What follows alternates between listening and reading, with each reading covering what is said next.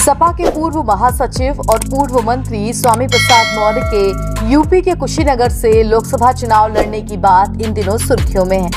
सूत्रों के मुताबिक इंडिया गठबंधन से उनकी बातचीत चल रही है।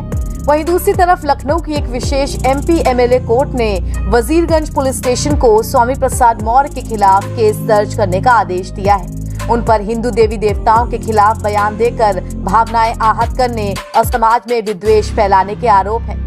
खबर है कि स्वामी प्रसाद मौर्य कुशीनगर से लोकसभा चुनाव लड़ सकते हैं। चुनाव के लिए इंडिया गठबंधन से सपा के पूर्व नेता स्वामी प्रसाद मौर्य की बातचीत चल रही है। स्वामी प्रसाद मौर्य 2009 में कुशीनगर से कांग्रेस प्रत्याशी आरपीएन सिंह से हारे थे। स्वामी प्रसाद मौर्य 2009 में कुशीनगर से कांग्रेस प्रत्याशी आरपीएन सिंह से हारे थे। 2009 में वो बसपा के प्रत्याशी थे।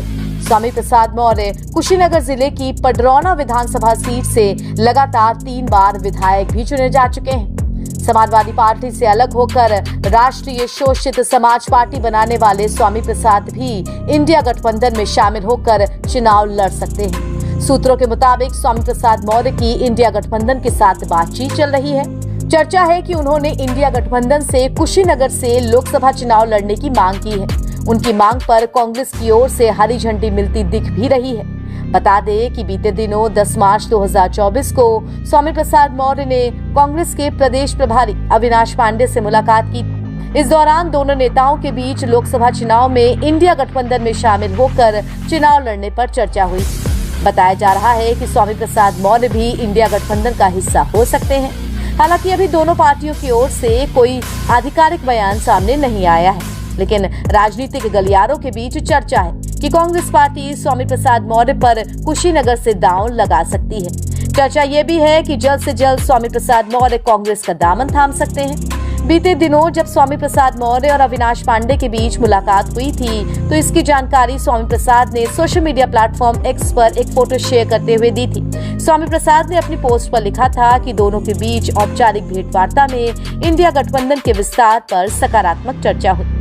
बता दें कि सपा छोड़ने के तुरंत बाद स्वामी प्रसाद मौर्य ने अपनी नई पार्टी बनाने का ऐलान कर दिया था। सपा भी इंडिया गठबंधन का हिस्सा है। सपा ने कांग्रेस को लोकसभा चुनाव में 17 सीटें देने की घोषणा की है। हालांकि स्वामी प्रसाद मौर्य के इंडिया गठबंधन में आने की स्थिति में सीटों के बंटवारे को लेकर पेच फंस भी सकता है।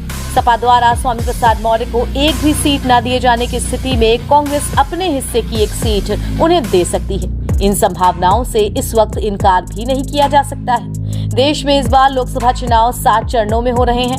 बस्ती मंडल में छठे चरण में 25 मई को, गोरखपुर मंडल की सीट पर 1 जून को 7वें चरण में वोटिंग होगी। गोरखपुर बस्ती मंडल में कुल 8 लोकसभा सीटें हैं। गोरखपुर मंडल में गोरखपुर, देवरिया, महाराजगंज, कुशीनगर, बांसगांव और बस्ती मंडल में बस्ती, संत कबीर नगर और डुमरियागंज सीट आती है। हंगामा टाइम्स की तमाम खबरों को देखने के लिए हंगामा टाइम्स को सब्सक्राइब कर लीजिए और बेल आइकन दबा लीजिए। अगर आपको ये वीडियो अच्छा लगा हो तो लाइक बटन प्रेस कर अपनी प्रतिक्रिया हमारे कमेंट बॉक्स में देना मत भूलें।